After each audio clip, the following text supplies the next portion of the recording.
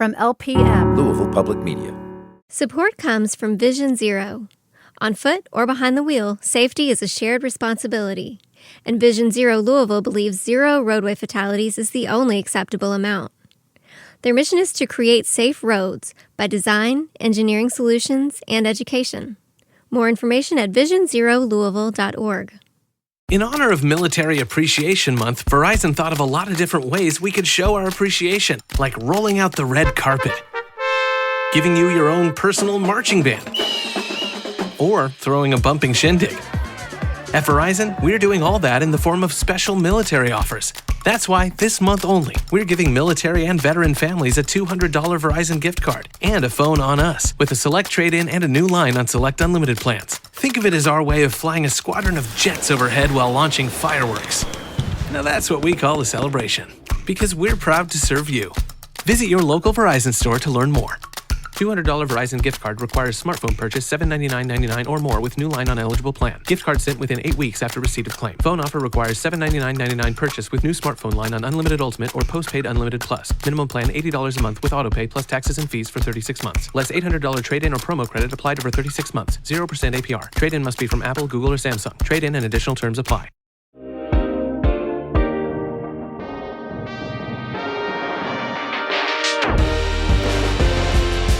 welcome to On Track. I'm Aisha Jaffer. May is National Foster Care Awareness Month, a time to recognize the important role foster families play in our communities.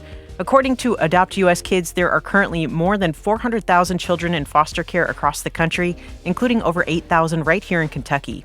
Today, we're checking in on the state of foster care in our region, what's working, where the challenges lie, and how families and organizations are navigating it all. Joining us to discuss these issues are two guests who bring firsthand experience and professional insight. Robby Gulick is a licensed clinical social worker and the vice president of therapeutic foster care at Home of the Innocents, a Louisville nonprofit supporting children and families through foster care, adoption, and pediatric services. Robby, thanks for being here. Thanks for having me. And we're also joined by Christy Lucas, one of Home of the Innocents' longtime foster and adoptive parents. She has been advocating for children for over 20 years as a social worker, site director, and a parent. Christy, thanks so much for joining us on Track. Thank you for having me. Christy, I want to start with you. What drew you to become a foster parent? So I started my career as a social worker with Child Protective Services. That's a very difficult job. And in with that, sometimes when you place children in foster care, there'll be multiple children in a family, and they would have to break those children up and place them in multiple homes. As I progressed in my career, and then as I did in my personal life, I got married. And as we were trying to start a family, we found out we couldn't have children biologically. So I knew there was a need for children in foster care to have homes. More importantly for me, it was to keep siblings together. So we focused our efforts on fostering to adopt children in foster care that were a sibling group. So that's how that started. That's really cool. And what about you, Robby? What led you to working with foster care? So back in my youth, I worked at Keith's Hardware and had a coworker that grew up in the foster care system, and I knew I wanted to go into social work, and he gave me kind of his background and talked to me a lot about it. And just said, if you ever go into this line of work and are working specifically with youth in foster care, make sure that you really listen to them, because that's the one thing that I felt growing up is I didn't have adults that were actually listening to what my needs were and what I wanted as far as navigating the foster care system. So that always kind of stuck with me, and this opportunity came up. And I had a couple of choices of different things that I could do, and I just kept having him ring in the back of my head. And I'm glad that I chose this route. It's not something that I necessarily thought I was going to be doing for as long as I have, but I've been doing it for 10 years now.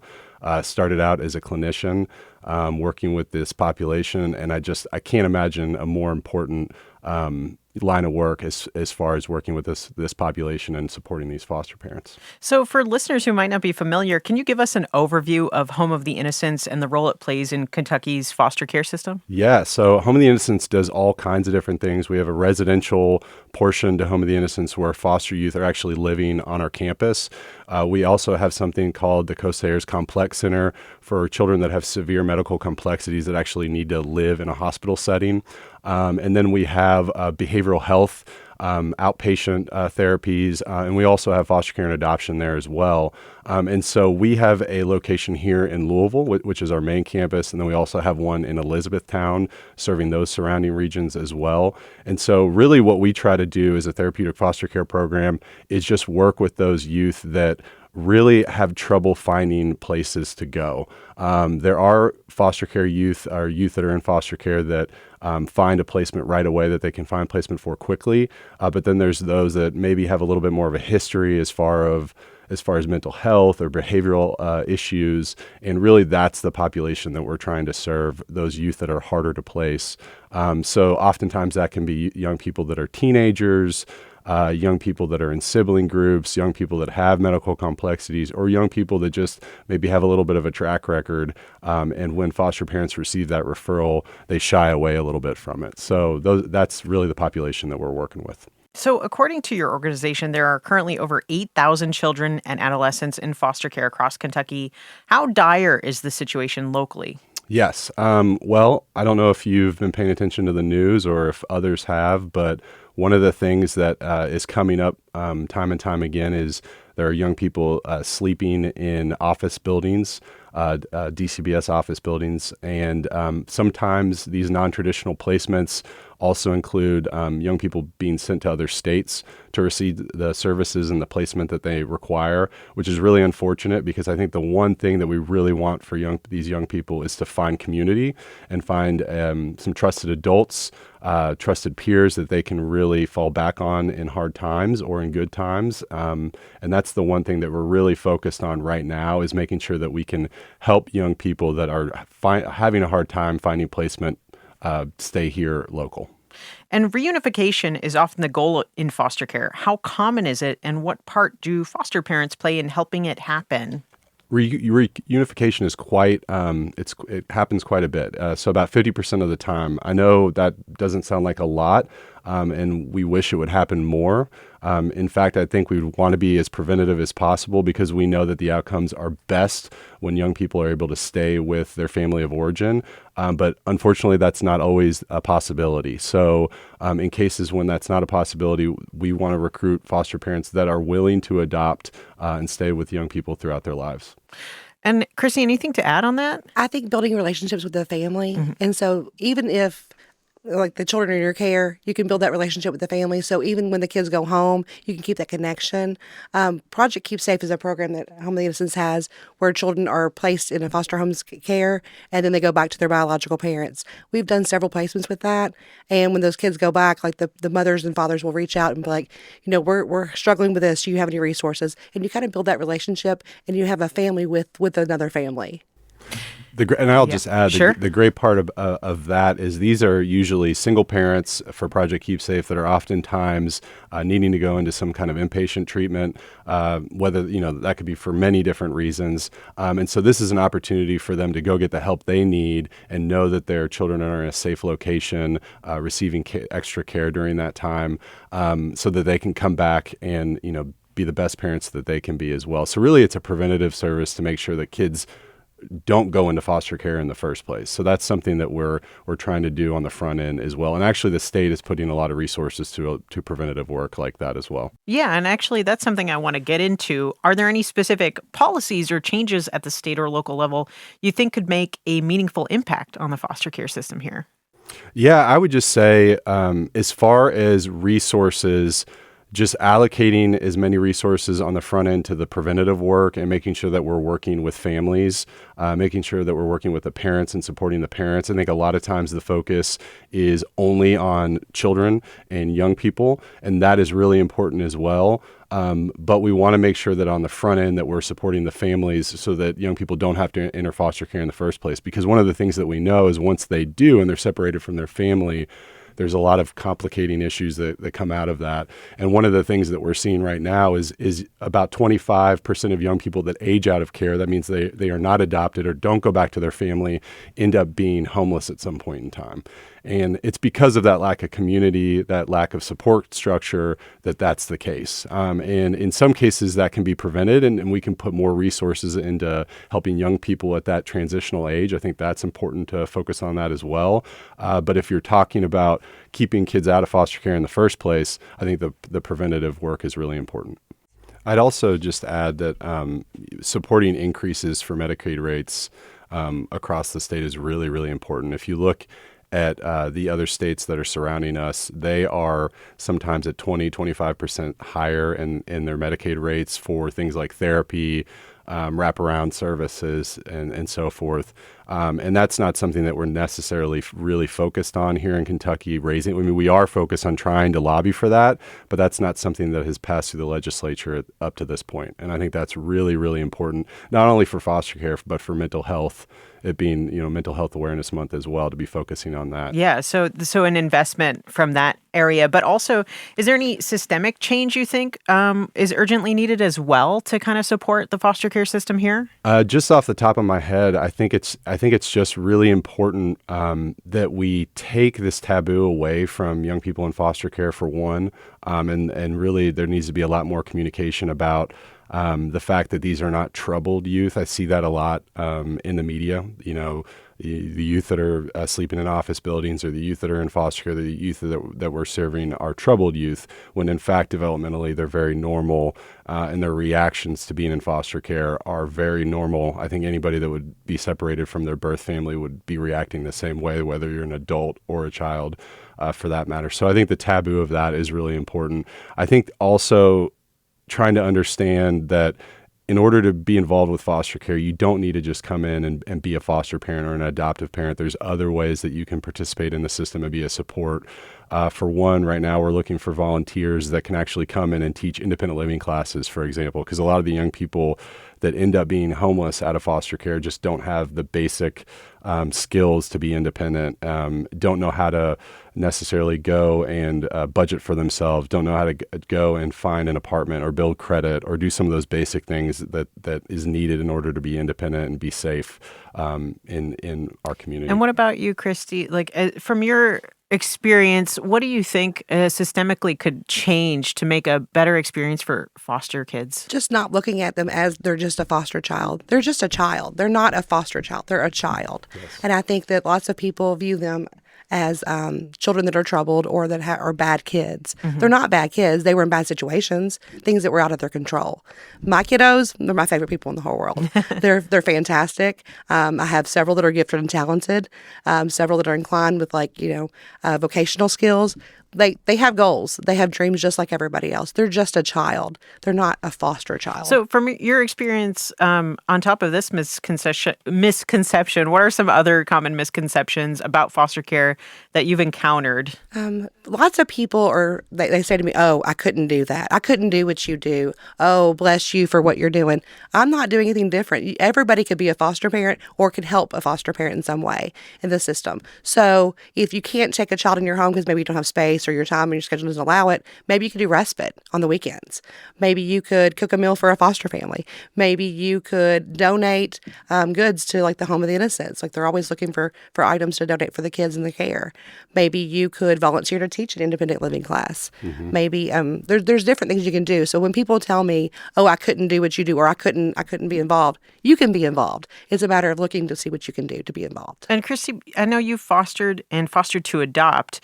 If the goal for someone is to adopt, do you think foster care is a good route to go? Yes. In my situation, I knew that we weren't going to be able to have children biologically, and I so desperately wanted to be a mom. So I was open to the possibility of adoption.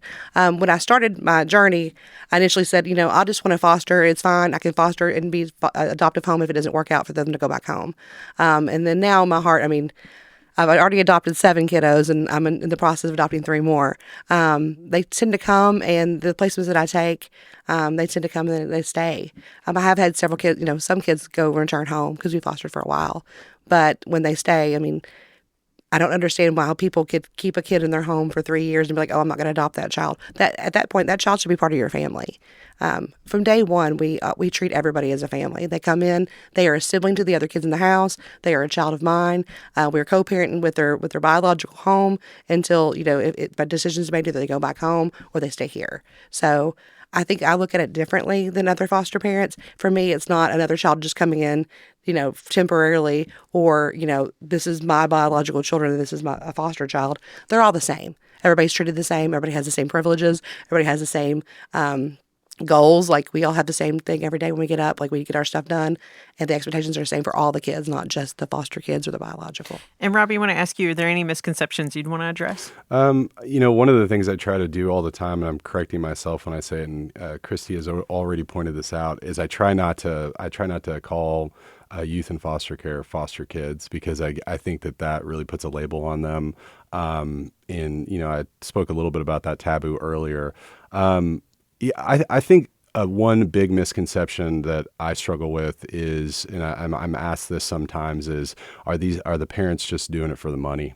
And in reality, the financial benefit that they receive really is just there to compensate them to cover any extra costs that they incur from having a young person in their home, whether that be grocery, whether that be utility costs or whatever that is, or even the cost of them going to daycare or being put into some extracurricular activity that they need to pay for. So I just want to point that out, that this is not a moneymaker, and that that's part of the reason why I advocated for increases in a financial commitment from the legislature as well. So I think that's a misconception. But the thing I would point out too is, foster parents it's a tough job. Being a parent is the hardest job in the world. Being a foster parent is even harder than that, because you not only do we struggle with the young person attaching to these new parents and trusting these adults when they couldn't even oftentimes trust the adults in their life to begin with. They're having to trust new adults, but these parents have to attach to these young people as well. It really goes both ways, and so that's something that I think takes a lot of work, takes a lot of therapy. It takes a lot of all kinds of people coming into your house, whether it's a state social worker or a case manager from your agency or a therapist or a CASA worker. It's really wonderful to have this huge support system, but at the same time, your home is under a microscope. There are people that are coming in and inspecting everything all the time, making sure that your home is safe, which is also another misconception, I think, at times, is that these homes really aren't looked into and to make sure they're safe. No, they do. They do federal background checks. They're doing that on an annual basis. There's all kinds of training that goes into this, especially for therapeutic foster parents that are with a private agency like ours. Well, we'll be back with more in a moment. You're on track with Louisville Public Media.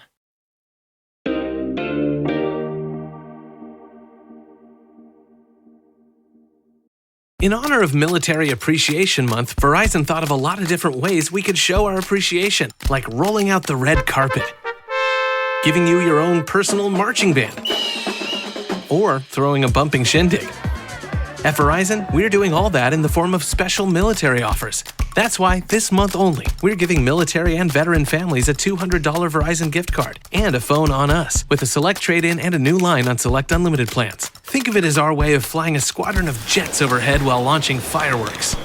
Now that's what we call a celebration, because we're proud to serve you. Visit your local Verizon store to learn more. $200 Verizon gift card requires smartphone purchase $799.99 or more with new line on eligible plan. Gift card sent within 8 weeks after receipt of claim. Phone offer requires $799.99 purchase with new smartphone line on Unlimited Ultimate or Postpaid Unlimited Plus. Minimum plan $80 a month with autopay plus taxes and fees for 36 months. Less $800 trade-in or promo credit applied over 36 months. 0% APR. Trade-in must be from Apple, Google, or Samsung. Trade-in and additional terms apply. Memorial Day doorbuster deals are here at Lowe's. Right now, Rewards members save $80 on the Master Forge 4-burner gas grill, now just $149. Plus, Rewards members save $900 on the Lowe's exclusive Hisense French door refrigerator, now only $999. Lowe's, we help, you save. Valid through 5/26. Selection varies by location. While supplies last. See Lowe's.com for more details. Program subject to terms and conditions. Details at Lowe's.com/terms. Subject to change. Welcome back to On Track. I'm Aisha Jaffer. May is National Foster Care Awareness Month, and today we're exploring the realities of foster care in Kentucky with Robby Gulick, the Vice President of Therapeutic Foster Care at Home of the Innocents, and Christy Lucas, a longtime foster and adoptive parent. Christy, can you share some of the realities of being a foster parent? What has been most rewarding, and what has surprised or challenged you the most? Challenging, which Robby, he talked about a little bit about people coming into the house. I mean, there's a lot of appointments. So there's a lot of therapy appointments, there's medical appointments, there's dentist appointments, there's vision appointments, there's CASA, there's If you have any outside resources, sometimes Aetna comes to the house. So there's a lot of scheduling. There's a lot that comes with the kiddos. So that can be challenging. I think I've gotten pretty good at that over the years. I'm pretty good and pretty organized and pretty scheduled. But the benefits of being a foster parent, I mean, I could never say, and I always tell the kids, I love you more than I can ever tell you. Like, there's not a word big enough for how much I love you. The kids are fantastic. Even if they're just with us for a little time or respite, like we enjoy having the kids in the house. The other kids enjoy it. I think it makes the kids that we have more compassionate towards other kids, because everybody who's been in our house or in our house currently have been in foster care. So when a new kid comes in, they're so welcoming. They see the kids like, okay, we know what we're going through. They kind of help out, like, the towels are in here or this goes here. They mentor the other kids, even the little ones. One of my adopted children, he's 7. He wanted a little sister or brother. So we have a current placement that she's up for it. She'll be adopted later this year. So he got his little sister. She's only 8 days younger than him, but he's taken on that big brother role very seriously. So like we go to the park, he's like, I'll push you on the swing. And I'm like, it's adorable because it's only 8 days. But I think it makes the kids, be more. They recognize when the kids come in that they might be struggling with things, and I think they're more compassionate and have more empathy for other children. I love that. I love the big brother. It's so cute. Robby, I got to ask you, what steps are being taken to ensure foster care services in Kentucky are accessible and inclusive, especially when it comes to meeting the unique needs of children from diverse cultural and socioeconomic backgrounds? Yeah, I mean, that's something that we really address right at the beginning when we first meet prospective parents for the first time. It's something that is addressed in our pre-service trainings with parents. That cultural piece is so important. You want to make sure that when young people are coming in, that they feel comfortable, that they feel like they can be themselves, or they won't be themselves and they won't be honest and they won't tell you what their needs are. And that's something that's really important. I think if a young person is a minority in any kind of context within our society, that's something that we have to really pay special attention to and pay special care to as well. And that's something that we train our therapeutic foster parents on, to make sure that they know how to care for somebody that may be a little bit different from them, or might have a value or something culturally unique that's different from them, and really be honestly curious about that and ask questions about it. Don't ignore it. Don't pretend like it's not there. Just be as open about that as possible and having those communications and asking those questions, because young people want you to be interested in them. They want you to be interested in their background and where they come from. And just because they don't live in that place, or they're not continuing to go to that church or in that community, it doesn't mean that part has left them. And in fact, we need to continue to honor those pieces of them for as long as they live, because if you try to detach from that, and this is something that we see with young people in foster care a lot, is they'll try to detach from their past. It catches up with them in the end. And they have all kinds of issues or low feelings of low self-worth as a result of that, and that can materialize in other concerns. So that's something we pay close attention to. No, I'm thinking about your 10 years in working in foster care, and all this time, is there a moment, big or small even, that has stayed with you? I think there have been lots of moments where, there was times where we didn't fully ask those questions or really pay close attention to differences, where maybe, we weren't as well trained in this, or we didn't think about it in that way all the way back then. And a foster parent didn't pay as close attention to those differences that they had from them. We call them, a lot of times, for example, there's transracial adoptions where the youth is not the same race as their parent, and that can create some complexities in the relationship. Maybe there's a little bit of ignorance around the cultural difference from the foster parent's perspective, and they don't necessarily try to learn what those differences are or try to honor those differences. And I think once the young person grows up or becomes an age, becomes a young adult and is making that transition towards independence, though some of those resentments might come up, and it might materialize in, separation from that adoptive parent. And in fact, that's something that you will see pretty regularly if those are things that aren't addressed in those cases. So you have kind of things in place to make sure that doesn't sort of lean yes, that way. Yes, Yeah. and one of the things I'll just mention that, on that note, that we're seeing more of is kind of an adoption competence throughout the state. I'll give the Department of Community-Based Services big kudos for bringing in an outside organization to Kentucky to really try to train all of our foster parents, all of our staff that are working with young people in foster care, in this adoption competency. And that's not something I had the benefit of when I first became a clinician working with foster youth or youth that are in foster care, is having this competence of understanding the unique experience of coming into foster care and moving towards adoption potentially, and then all the complexities that come along with that. And, I alluded to it earlier, just because you're being adopted now doesn't mean that you lose that history or that past or your birth family. All of that needs to come with you. And so that's something that I think we're focused a lot more on. And it's that piece about grieving and that loss that comes along with an adoption. Just because an adoption is a happy time on one side, it doesn't mean that there isn't grief and loss that's associated with that as well. And that's something that we're paying a lot more attention to in the state of Kentucky. Christy, I want to ask you, why is foster care something that should matter to the broader community, even to those who may not directly be involved? Well, I think that in your communities, you have school systems, you have hospitals, you have all these different people and places. They're all coming in contact with these children. So I think everybody should be informed, that they come with some trauma. Everybody has trauma. I have trauma. I wasn't in foster care. But maybe looking at being more supportive and finding out how you can support them. And I think that we all come in contact with these kids every day. Robby, anything you would add? So I think it affects us, every single one of us. There's you talked earlier about the numbers of young people that are coming through the foster care system, or at least are in a foster care system at one time. There's more young people that actually come through the foster care system and then go back to their parents' homes. And the reality of it is it has a big effect on young people. And it has a big effect on young people as they grow. There are more mental health issues that are associated with going into foster care. I talked about it earlier, there's a higher percentage of young people that become homeless after they've entered foster care and then exited foster care.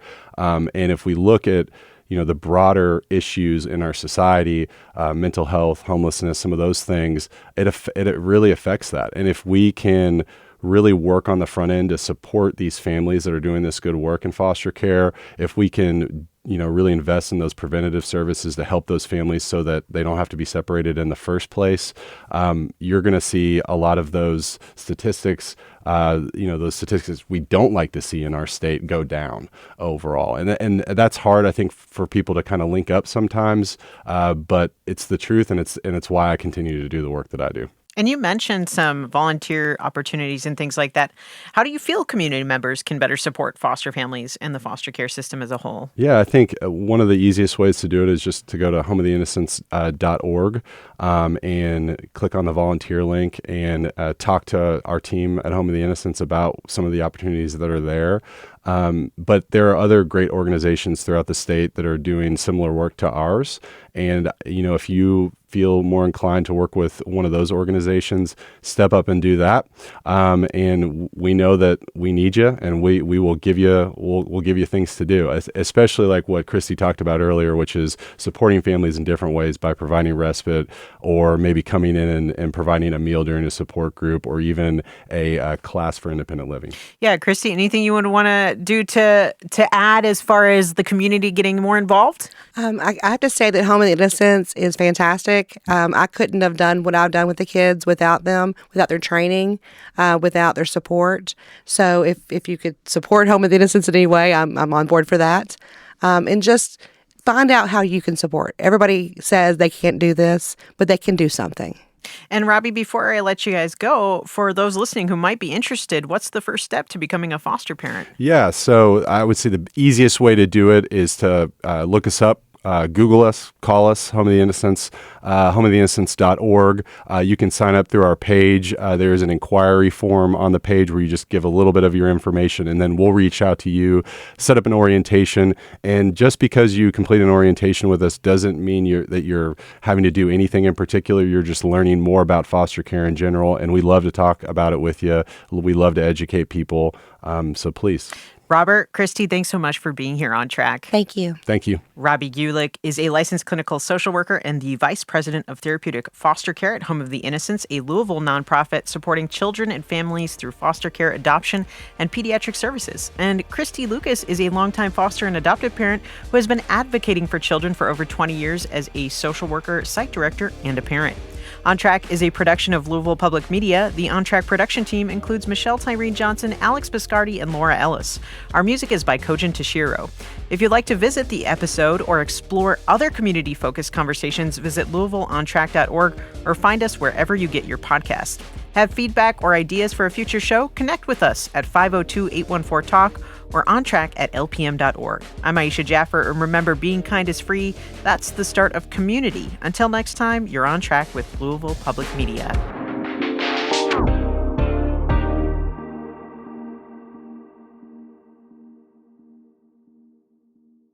In honor of Military Appreciation Month, Verizon thought of a lot of different ways we could show our appreciation, like rolling out the red carpet, giving you your own personal marching band, or throwing a bumping shindig. At Verizon, we're doing all that in the form of special military offers. That's why, this month only, we're giving military and veteran families a $200 Verizon gift card and a phone on us, with a select trade-in and a new line on select unlimited plans. Think of it as our way of flying a squadron of jets overhead while launching fireworks. Now that's what we call a celebration, because we're proud to serve you. Visit your local Verizon store to learn more. $200 Verizon gift card requires smartphone purchase $799.99 or more with new line on eligible plan. Gift card sent within 8 weeks after receipt of claim. Phone offer requires $799.99 purchase with new smartphone line on Unlimited Ultimate or Postpaid Unlimited Plus. Minimum plan $80 a month with autopay plus taxes and fees for 36 months. Less $800 trade-in or promo credit applied over 36 months. 0% APR. Trade-in must be from Apple, Google, or Samsung. Trade-in and additional terms apply. Memorial Day doorbuster deals are here at Lowe's. Right now, Rewards members save $80 on the Master Forge 4-burner gas grill, now just $149. Plus, Rewards members save $900 on the Lowe's exclusive Hisense French door refrigerator, now only $999. Lowe's, we help, you save. Valid through 5/26. Selection varies by location. While supplies last. See Lowe's.com for more details. Program subject to terms and conditions. Details at Lowe's.com/terms. Subject to change.